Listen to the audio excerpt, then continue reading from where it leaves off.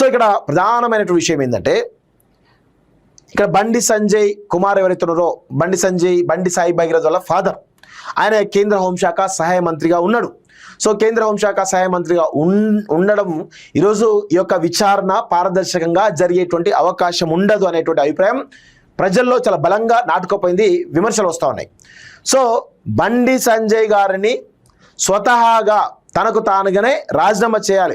ఒకవేళ నైతిక రాజకీయ విలువలు ఉంటే రాజీనామా చేసి విచారణకు సహకరించాలి. లేదు భారతీయ జనతా పార్టీ మరియు కేంద్ర ప్రభుత్వానికి గనుక నైతికత ఉంటే ఈ విషయంలో మేము బ్లేమ్ కావద్దు, ఇది పారదర్శకంగా విచారణ జరగాలి, తప్పు తేలితే శిక్ష పడాలి, తప్పు తేలకపోతే విడుదల కావాలి, తప్పు తేలకపోతే ఆయనకు సంబంధించి ఏదైతే విచారణ ఉందో, ఏదైతే ఆరోపణలు లేవో అవి రాంగ్ అని చెప్పేసి తెలుస్తాయి. సో అది తేలాలంటే కేంద్ర ప్రభుత్వం కూడా నైతిక బాధ్యత వహించి బండి సంజయ్ కుమార్ను కేంద్ర ప్రభుత్వం క్యాబినెట్ హోదా నుంచి తొలగించాలి. ఈ రెండు జరగాలి. కానీ ఈ రెండు జరుగుతలేవు. దాదాపు 10 రోజులుగా ఇదే డిమాండ్ను ప్రజల ముందు ఉంచుతున్నాం. ప్రజలు కూడా అదే చెప్తున్నారు చాలా స్పష్టంగా. మరి బండి సంజయ్ గారు ఎందుకు నైతిక బాధ్యత వహించి రిజైన్ ఎందుకు చేయట్లేదు?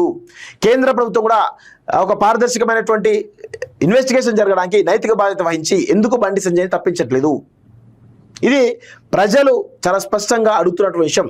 మనకు కేంద్ర ప్రభుత్వం పైన కానీ, ప్రభుత్వాల పైన కానీ, జ్యుడిషియల్ సిస్టమ్ పైన కానీ, చట్టాలపైన కానీ నమ్మకం కలగాలి అంటే ఇన్ఫ్లుయెన్స్ కావద్దు. ఇన్ఫ్లుయెన్స్ ఎట్లా అవుతారు అంటే, వీళ్ళు కీలకమైనటువంటి ఒక అధికారిక పవర్ పొజిషన్లో ఉన్నప్పుడు ఖచ్చితంగా పవర్ పాలిటిక్స్ అనేవి డిఫరెంట్గా ఉంటాయి. సో అదే మేము చాలా స్పష్టంగా చెప్తున్నాం. 100% బండి సంజయ్ రిజైన్ చేయాల్సిందే ఈ అంశంలో. లేకపోతే ఈ యొక్క కేసు ప్రభావితమయ్యే అవకాశం ఉంటుంది.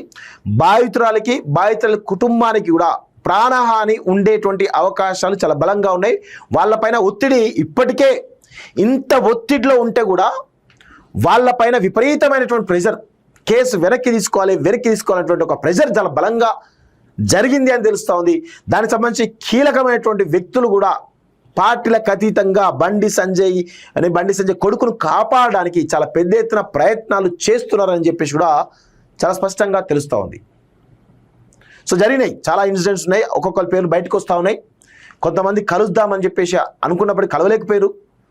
సో ఇవన్నీ కూడా జరిగినాయి. సో 100% ఇందులో బండి సంజయ్ని తొలగించడమా లేకపోతే ఆయనకు తనకు తానుగా రిజైన్ చేయడమా జరిగితేనే వాళ్ళ కుటుంబం ధైర్యంగా ఉండేటువంటి అవకాశం ఉంటుంది. అప్పటి వరకు వాళ్ళ కుటుంబము మొత్తం కూడా భయభ్రాంతులకు గురయ్యేటువంటి అవకాశాలు చాలా స్పష్టంగా కనబడతా ఉన్నాయి. సో ఇది ఒక పరిస్థితి. ఇంకా ఉన్నాయి చాలా విషయాలు, దాని గురించి చాలా చెప్తా క్లియర్గా.